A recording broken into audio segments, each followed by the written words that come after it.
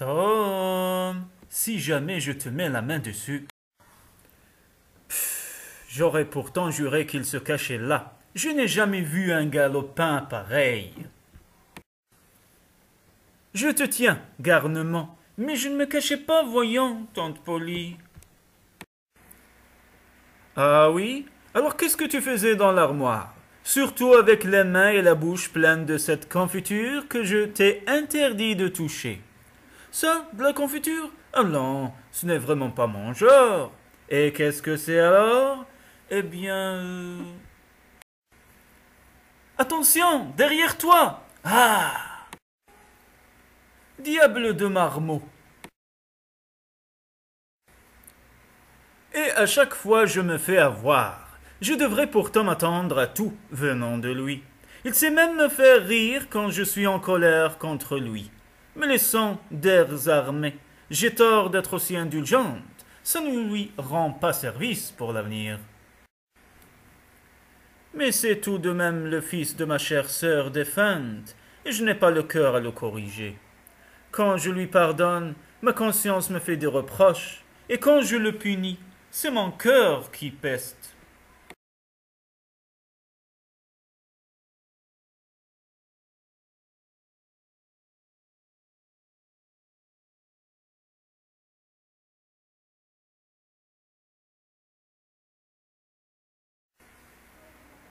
Ah ah, comment que je te lui ai filé dans les doigts?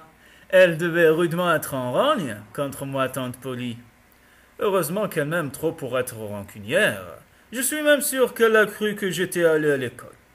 Pour tout dire, j'en ai pris le chemin au début, et puis j'ai bifurqué pour aller serrer la pogne à Huck. On a fait la course dans les arbres, et puis, quand on est passé au-dessus du Mississippi, on n'a pas résisté. En séchant au soleil, je pensais à mes pauvres amis qui devaient essayer de résoudre un problème de science physique à propos de deux corps plongés dans l'eau, ou apprendre à conjuguer les verbes travailler à tous les temps. En parlant de ça, Tom, tu ne veux pas nous donner un coup de main là? Ah non, désolé, pas possible. C'est presque l'heure du repas, ce qui fait que si je me salis, je n'aurai pas le temps de me laver. Pour toi, c'est pas pareil, hein? T'es déjà en tenue de travail. Tom, il faisait chaud à l'école, dis-moi. Oui, tante Polly. Très chaud. Oui. Et cela ne t'a pas donné envie d'aller te baigner par hasard? Non, enfin, pas tellement, quoi. Ça m'a l'air vrai, ta chemise est sèche. Mes cheveux un peu humides, mais c'est parce qu'on s'est pompé de l'eau sur la tête à la récré. Les autres ont enlevé leur chemise, mais moi j'ai dû être prudent parce que tu en avais cousu le col. Excuse-moi, je m'étais figuré que tu avais fait l'école buissonnière et étais allé au fleuve. Mais finalement tu es comme le chat de la fable, moins mauvais que tu n'en as l'air. Excusez-moi ma tante, mais ce matin il me semble que vous avez cousu le col de Tom avec du fil blanc, et celui-ci est noir. Le chameau. Tom! Sid, tu me paieras ça. Il faudra bien que tu sortes à un moment, et tes fesses auront de mes nouvelles. Et puis, zut. Tantôt elle se sert de fil bleu, tantôt de noir. Elle pourrait être plus cohérente, ça m'éviterait de m'embrouiller. En tout cas, sans cette teigne de Sid, elle n'aurait rien vu. Il ne perd rien pour attendre. Tu te décides à sortir plus vite que d'habitude? Bah, de toute façon, je n'y échapperai pas. Aïe! Ouille! Dommage, toi qui aimes t'endormir sur le dos. Tu l'as bien cherché. Tom? Aïe! Ouille!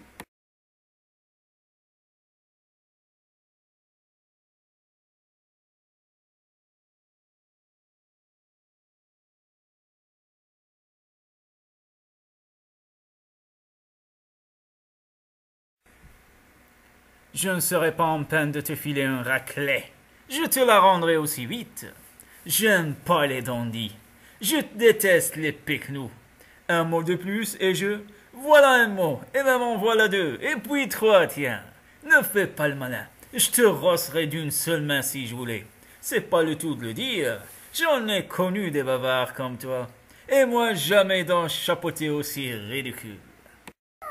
Chut. Je te défie de me l'enlever et tu verras ce que tu vas prendre. Si tu te tais pas, je t'envoie un pavé à la caboche. Tu causes parce que tu as peur. Tu as peur? Non, j'ai pas peur. Tu as peur? Non, j'ai pas peur. Je te mets au défi de dépasser cette ligne.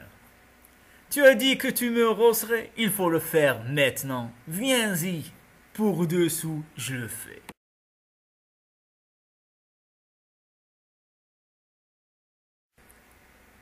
Dis assez. Jamais. Dis-le. Assez. Que cela te serve de leçon. Avant de te moquer du monde, tâche de savoir à qui tu as affaire.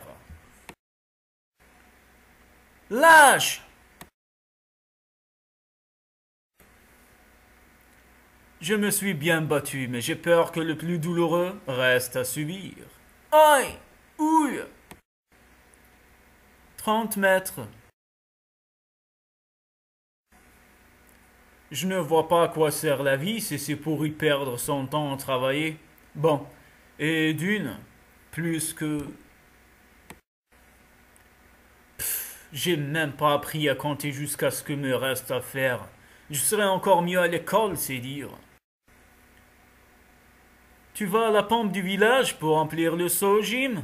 Mais je ne peux pas vous laisser à y aller à ma place et peindre à la vôtre, massa Tom. Maîtresse m'a dit que vous me le demanderiez et que je devais refuser, car vous vous y amuseriez avec ceux qui y traînent tout le temps, à discuter et faire des bêtises. Si tu acceptes, je te donne cette mirifique bille blanche. D'accord, mais vous revenez vite, promis. Aïe! Oui! Et que je ne vous y prenne plus. Il ne manquait plus que ce corneau de Ben Rogers. Mais et si je... Hé, incroyable mon vieux, tu travailles? Je penserai à toi pendant que je me baignerai. Et moi je te plaindrai de faire la même chose tous les samedis alors que je m'amuse à badigeonner. Tu ne vas pas me dire que c'est passionnant de faire ça quand même? Allez, file au Mississippi, tu gâches mon plaisir. S'il te plaît, tu me laisses badigeonner un peu aussi? Désolé, Ben, tu sais combien je t'apprécie, mais ma tante Polly a des idées très arrêtées sur l'aspect de la palissade côté rue. Allez, si j'étais à ta place, je te laisserais faire. Je ne peux pas la décevoir, tu comprends? Jim et Sid ont demandé à le faire, mais elle n'a confiance qu'en moi. Je saurais m'y prendre. Je te donnerai tout ce qui reste de ma pomme et ce que j'ai dans mes poches. C'est bien parce que c'est toi, Ben. Et c'est si génial que ça. Tellement que Ben ne veut céder sa place pour rien au monde. Peut-être que je pourrais le faire changer d'avis, mais... Avec ça, tu crois que tu pourrais le convaincre? Ma foi.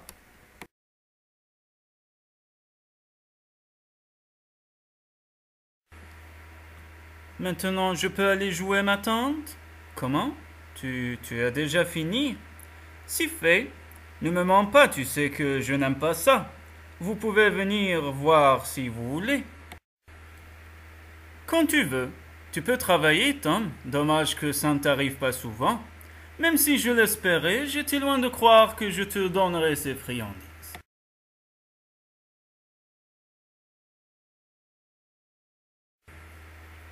Merci, tante Polly. Elles seront d'autant meilleures que j'ai accompli cette bonne action sans les convoiter. Tu peux filer t'amuser, mais n'attends pas la semaine prochaine pour rentrer ou tu auras affaire à moi. Je suis un ange désormais. Tante Polly! Tom m'a tout crotté. Mon Dieu, pourquoi faut-il qu'un garçon si gentil et brillant soit également si turbulent? C'est pas vrai, tu n'as pas fait ça. Tu avais déjà pris ta revanche sur Sid en le retournant avec son lit. Ah ah ah, qu'est-ce que tu crois, Joe? La vengeance est un plat qui se rumine longtemps. Ah ah ah ah. Ah ah, qu'est-ce qui t'arrive? T'es paralysé, Tom? C'est une amie de Jeff Thatcher. Elle est dans son jardin. Tu la connais? Non, jamais vue. Pourquoi? Je suis amoureux. Mais Amy Lawrence, tu disais l'aimer à la folie, que ce n'était pas de l'amour que tu avais pour elle, mais de l'adoration. Tu lui as fait la cour pendant des mois.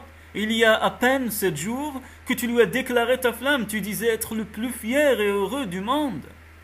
Je ne sais même plus de qui tu me parles.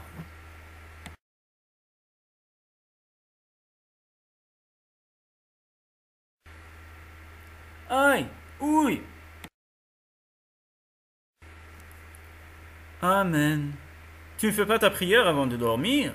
Non, et pour 2 raisons, gamin. Ça me saoule. Et je ne compte pas me coucher tout de suite. Une bougie allumée? J'étais sûr que mon inconnue adorée m'attendait. Lorsqu'elle verra que j'ai gardé la fleur qu'elle m'a envoyée, elle ne pourra pas s'empêcher de me sauter au cou. Gauche, elle ne m'attend pas. Une seule solution. Quand même elle m'ouvre. C'est où est le chat ouste. Tom, pourquoi tes habits sont-ils trempés? Eh bien, je me suis endormi tout habillé juste après la prière. Je me suis tellement appliqué pour en faire une parfaite que ça m'a totalement vidé. Et je me suis réveillé avec les habits trempés de sueur. Passe pour cette fois. Avez-vous fini de repasser vos leçons, les enfants? Depuis longtemps, ma tante. Et toi, Tom? Tes 5 versets de la Bible à réciter au pasteur? Je les connais sur le bout des doigts, tante Polly. Je t'écoute. Bienheureux les... pauvres. Ah oui, bienheureux les pauvres d'esprit parce que le royaume des... Visiblement, ce n'est pas sur le bout des doigts de ta main que tu connais tes versets. Révise encore un peu, puis tu te laveras et tu enfileras tes vêtements du dimanche. J'aime pas les souliers, ça me serre les pieds. Ni mon autre vêtement, il gratte. Estime-toi plutôt heureux que le bon Dieu t'ait donné la possibilité d'en avoir. Mes enfants, notre école du dimanche a le plaisir d'accueillir d'illustres visiteurs. Alors je vous en prie, levez-vous pour faire honneur à notre bon juge Thatcher. Il est accompagné de son frère, le vénérable juge du comté, et de sa famille. Je vous en prie, asseyez-vous à la place d'honneur. Tom Sawyer, qu'est-ce que tu regardes? Mais rien. Enfin, le vieux juge. On sent qu'il est rudement sévère, non? Billy, échange-moi ton bon point contre un bout de réglisse. Un hameçon. Vendu. Dis, tu me troques tes bons points, Jim? Sam, ça te dit de billes contre un simple bout de papier jaune? T'es mon pote, hein, Jack? Tu me prêterais tes bons points? Je vais présentement offrir cette Bible, illustrée par Gustave Doré, à celui qui a obtenu le plus de bons points. Angus, je crois que c'est toi qui en as, non? Ah non, inspecteur Walters, moi j'en ai 9. Tom?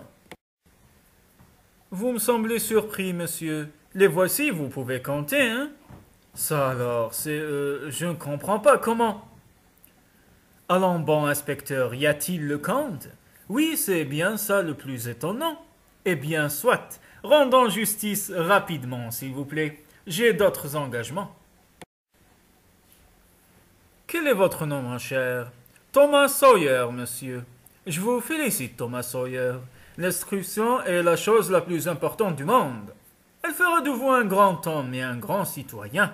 Lorsque vous aurez mon âge, vous jetterez un regard en arrière et vous direz « Tout ce que je sais, je le dois à l'instruction que j'ai reçue dans ma jeunesse à l'école du dimanche. Je le dois au bon inspecteur qui m'a appris à apprendre et m'a offert cette magnifique Bible que j'ai gardée toute ma vie. Maintenant, voudriez-vous bien nous parler de votre passage favori parmi tout ce que vous avez lu?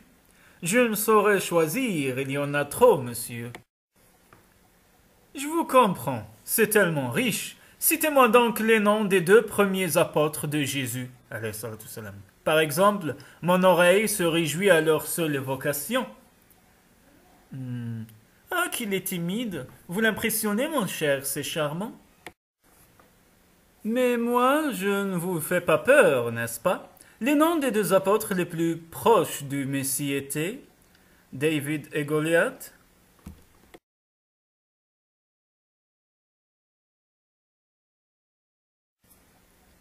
Hey, Tom, qu'est-ce que tu fiches? Moi, rien. Pourquoi? Parce qu'il fait bon temps pour aller à la pêche. On y va ensemble? Ah, désolé. Il faut que je rentre là. Tu connais Tante Polly? Ouais, mais d'habitude, ça te dérange pas de la... Dommage, hein, une autre fois.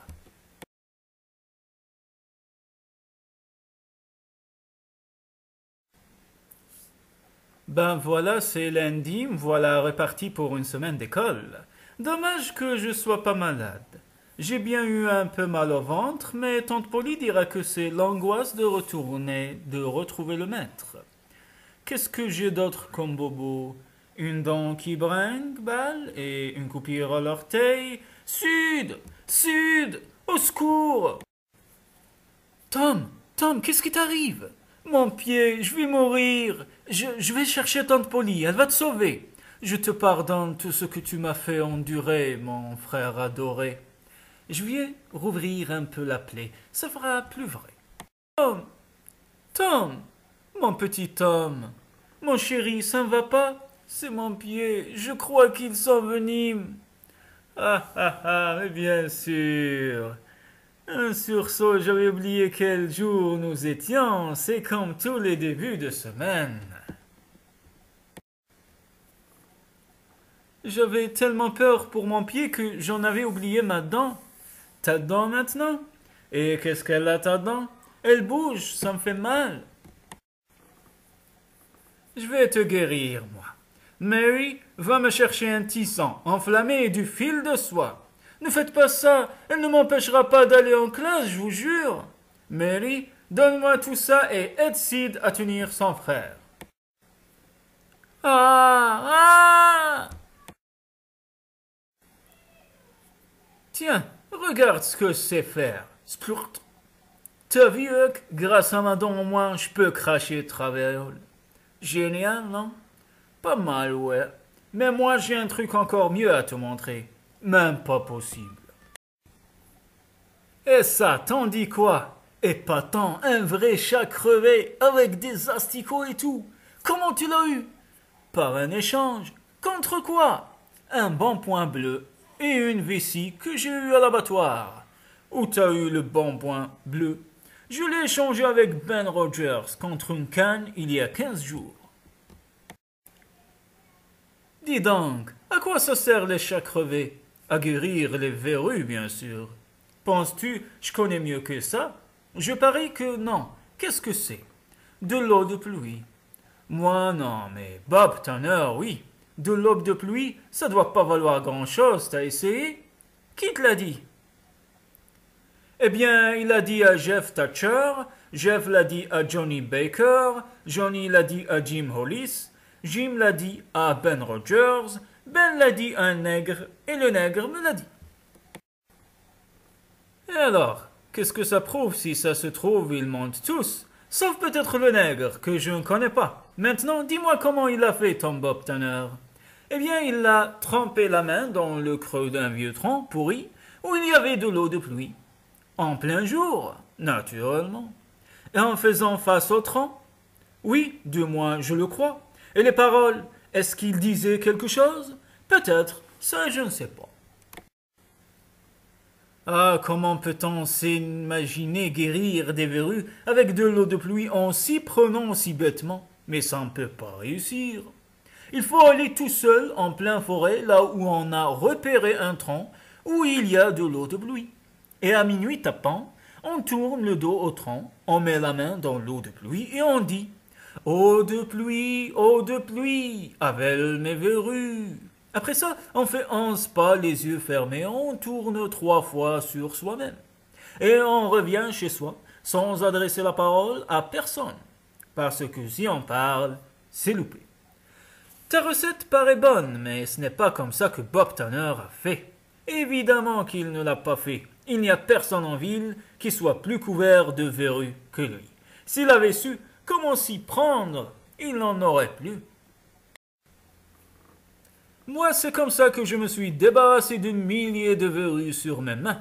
Je joue tout le temps avec des grenouilles, alors pour les verrues, tu parles. Quelquefois, je me sers d'une fève pour les faire partir. Tu sépares la fève en deux. Tu t'arranges pour faire saigner ta verrue. Tu mets un peu de sang sur une moitié de la fève que tu enterres à une croisée de chemin à minuit. Faut pas qu'il y ait de lune. Tu prends l'autre moitié de la fève et tu la brûles. La moitié de la fève sur laquelle il y a du sang se met à tirer, à appeler l'autre morceau. Alors le sang tire la verrue et peu après elle s'en va. Quand tu enterres la fève, il faut dire fève dedans, verrue dehors. Tu ne m'embêteras jamais plus. Ça fait encore plus d'effet. C'est comme ça que fait Joe Harper. Il a été à Coonville et partout. Mais dis un peu, avec les chats crevés, comment est-ce qu'on fait? Eh bien, tu prends ton chat et tu vas dans le cimetière à minuit. Il faut que dans la journée, quelqu'un de méchant ait été enterré. À minuit, un diable vient peut-être 2 ou 3. Tu ne les vois pas. Quand ils se déplacent, c'est comme si on entendait souffler le vent. Ou quelquefois, tu les entends parler. Quand ils emportent le mort, tu lances le chat après eux et tu dis « Corps suis diable, chat suis corps, verrue suis chat, je n'en ai plus. » Il n'y a pas de verrue qui résiste à ça. Ça a l'air d'être un bon truc, tu as essayé? Non, mais la mère Hopkins me l'a assuré. Alors ça doit être vrai, parce qu'on dit qu'elle est un peu sorcière. Il n'y a pas d'on-dit. C'en est une, je le sais. Même qu'elle a jeté un sort à papa. C'est papa qui me l'a dit. Un jour qu'il passait auprès d'elle, il a senti qu'elle lui jetait le sort. Alors il a ramassé un caillou, et si elle n'avait pas changé de direction, il l'aurait eu. Eh bien, le soir même, en se couchant, il est tombé vu qu'il était saoul, et il s'est cassé un bras. Ça alors, ça m'embouche un coin. Et comment s'est-il aperçu qu'elle lui jetait un sort? Paraît que c'est facile à voir. Papa, il dit que quand une sorcière vous regarde fixement, c'est qu'elle vous jette un sort. Surtout si elle marmonne quelque chose en même temps. Parce que quand elle marmonne, c'est qu'elle récite le Notre Père à l'envers. Dis donc, qui, quand est-ce que tu vas essayer ton chat? Ce soir, sûr qu'ils viendront chercher le vieux Williams. Mais c'est samedi qu'on l'a enterré, ils ne sont pas venus le chercher samedi soir. Dis pas de bêtises, tu sais bien que les charmes n'opèrent pas avant minuit. Minuit samedi soir, c'était dimanche. Est-ce que tu te figures que les diables travaillent le dimanche par hasard? C'est vrai, je n'avais pas pensé à ça. Dis donc, est-ce que je pourrais aller avec toi? Je veux bien, si tu n'as pas peur. Peur, moi? Non, mais sans blague. Tu miauleras en passant devant la maison. Entendu, mais réponds-moi autant que possible. L'autre soir, tu m'as laissé miauler tellement longtemps que le père Hayes a fini par me jeter des pierres en me traitant de saleté de chat. Alors moi, je lui ai flanqué une brique dans ses chaos. Tu ne vas pas raconter ça au moins. Pas de danger. Cette nuit-là, je n'ai pas pu te répondre parce que tante Polly n'était pas encore couchée. Mais ce soir, je te répondrai. À cette nuit donc. Thomas Sawyer? Toujours en retard à ce que je vois. Désolé, je m'étais attardé à papoter avec mon ami Huckleberry Finn. C'est l'excuse la plus détestable que j'ai jamais entendue. Elle mérite un châtiment. Ôtez votre veste. Aïe! Ouille! Maintenant, allez vous asseoir avec les filles. Et que cela vous serve de leçon. Tu dessines bien. Je me débrouille. Dessine-moi maintenant. Dac, mais tu me dis ton nom d'abord. Becky Thatcher. Fini. C'est magnifique. J'aimerais tellement savoir dessiner. Je peux t'apprendre le midi si tu ne rentres pas chez toi déjeuner.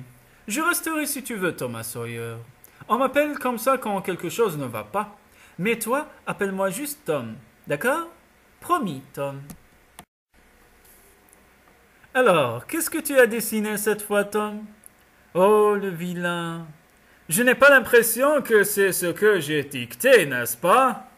Et en plus, il y a une faute. Cette fois, 8 font combien, Thomas Sawyer? 42 mètres. Dong, dong. C'est nouveau alors. Enfin, tu es sauvé par le gang. Allez, mangez à cet après-midi. Tom? T'aimes bien les rats? Burk, pas du tout, j'ai horreur de ça. Ah ouais, moi aussi, quand ils sont vivants. Mais morts, c'est sympa, tu peux les faire tourner au-dessus de la tête. Ouais, bof. T'es déjà allé au cirque? Oh, ça oui, j'adore. Ah, comme moi alors, j'y suis déjà allé 4 ou 5 fois. Quand je serai grand, je serai clown. Ça doit être vraiment bien de faire rire les gens et de se maquiller. En plus, clown, ça gagne beaucoup d'argent, tu sais. Mais dis-moi enfin, pourquoi tu m'as fait revenir en classe pendant midi? Dis Becky, tu as un fiancé? Qu'est-ce que c'est que ça, un fiancé? Ben, il faut se fiancer, après on peut se marier. Alors non, je n'en ai pas. Et ça te dirait pas de te fiancer avec moi? Comment on fait? Fastoche. La fille dit au garçon qu'elle se mariera qu'avec lui, puis ils s'embrassent. S'embrasser? Bah oui, tout le monde le fait, allons. C'est obligé? Oui. Quoi, tu te rappelles ce que j'ai écrit tout à l'heure? Moi, je t'ai dit que je t'aime. À ton tour maintenant. C'est que j'ai un peu peur. Bon, mais tu tournes la tête alors. Je ne veux pas que tu me vois. Je t'aime. Reste plus qu'à s'embrasser. Non, Tom, non. Allez, Becky, juste un petit baiser. Voilà. Maintenant, on va tout faire ensemble, comme quand j'étais avec Amy. Comment ça? Je suis pas ta première fiancée? Ne pleure pas, Becky, c'est que toi que j'aime. Même pas vrai, t'es qu'un menteur. Je t'assure qu'il y a que toi qui compte. Tiens, Becky, c'est pour toi, c'est mon plus grand trésor, je te le donne. Puisque c'est comme ça, je m'en vais. Si, je te jure, c'était une grande vrillette, un coléoptère, que si tu l'entends, ça veut dire que quelqu'un va clencher sous peu. Me dis pas que tu crois ces bêtises. Bien sûr que non, pour qui tu me prends? À ton avis, ça leur fait rien aux morts qu'on soit là? Je sais pas, mais c'est pas trop rassurant.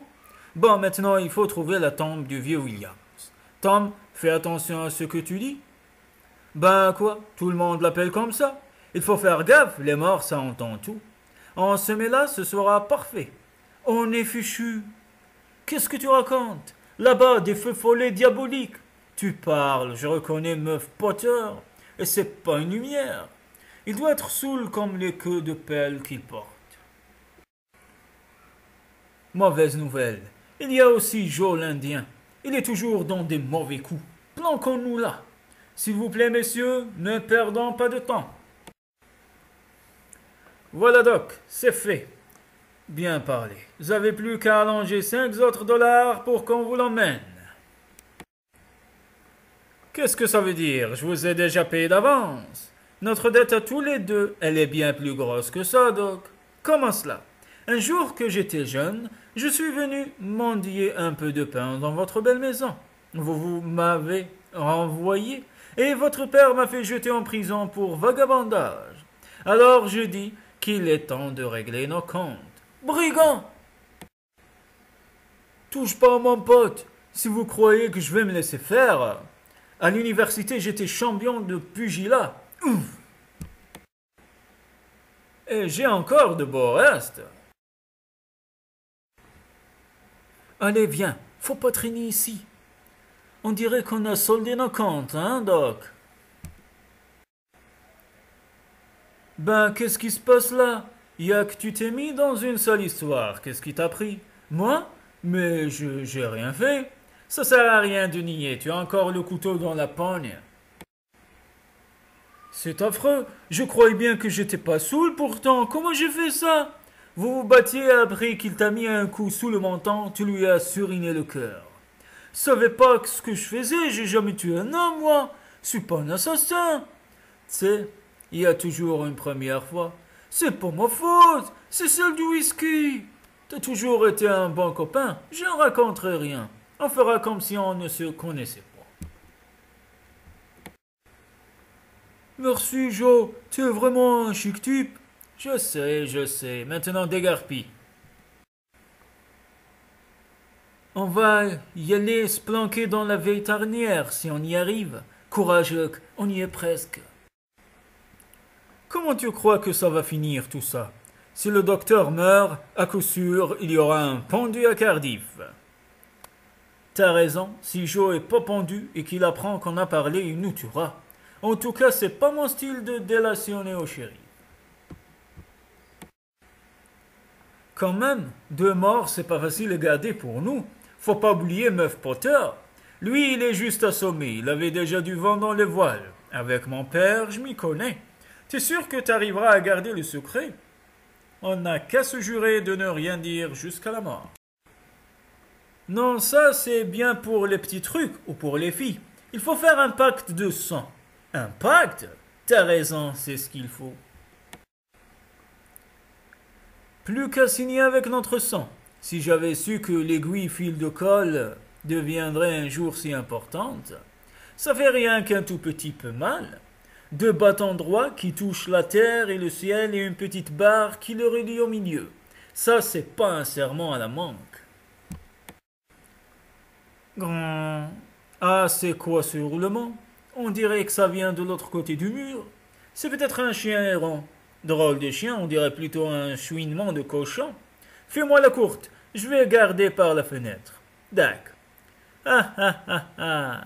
Tu avais raison sur 2 points, Huck. Meuf est bien vivant. Et aussi complètement saoul. On rend, par 2 et entrez dans le calme.